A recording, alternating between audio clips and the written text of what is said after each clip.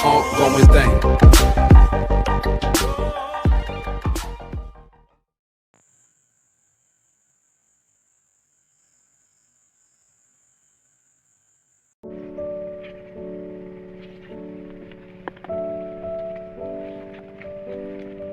Di kapal dah mak ke tawai ke jauh belang ke berat tengok dengan sirotannya tang ke yuk dan yo kerimung bata duk le no tapah mak dan troi le.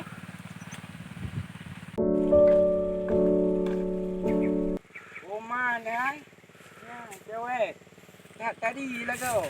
Ya, kau tengok nyopak. Nak uring tau. Rupa. Nyobah kujak le. Kau tepu dah sikit.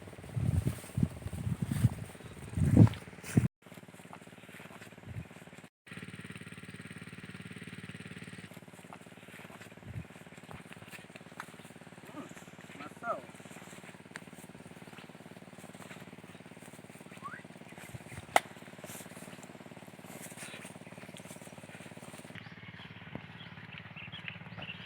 Bubuk dia cacau orang lampu. Dia pukul dia rimung ah. Harimong lagi pun drone nyo harimong nyo mantang lagi harimong. Ini. Banyak pegah dong rimung. Dong ah. Mantan minta botan dengan kawan tan. Cewek tan. Kau belah kanteng ku.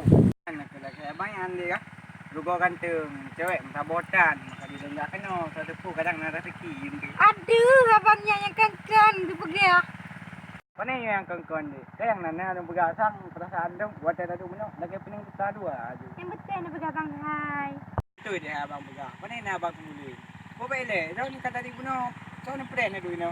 Ana lempeh mak long ke pegah buno kerja. Ayah api ke pegah buno kerja anu ha nak truk-truk gelam. Kau bela.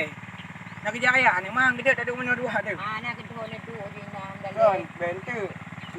Long je kena. Mak takut bengam yang udah agam. Parang mem nyuri nang. Dia tak biar dengan macu ya. Ana ni duk je no ayah long kok gak akai ke. Yang lagi anjur dik.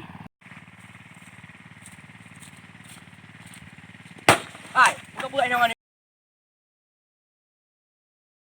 Oh, nyo ni ada ni ah. Yo. Mesti yo ini. Yo sonya. Ana long dunia urang ya buno gap karu-karu long no kapakam kawen ngelong lom. Mana ya? Ipengutnya, ilong buno long inji sidro ino. Dari dia long ja nak pengon ino. Kagak klik-klik buno. Kagak gule-gule apa? Wah ana buno kerja buno kapak karu long lom. Ana udah ko ana. Betul ke saya pegah?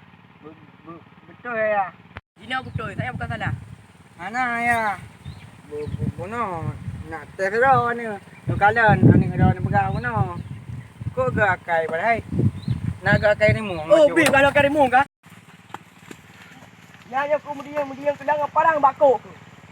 Kadang kau. Kembali lagi di channel saya Putih Aceh. Jangan lupa like, comment, share and subscribe.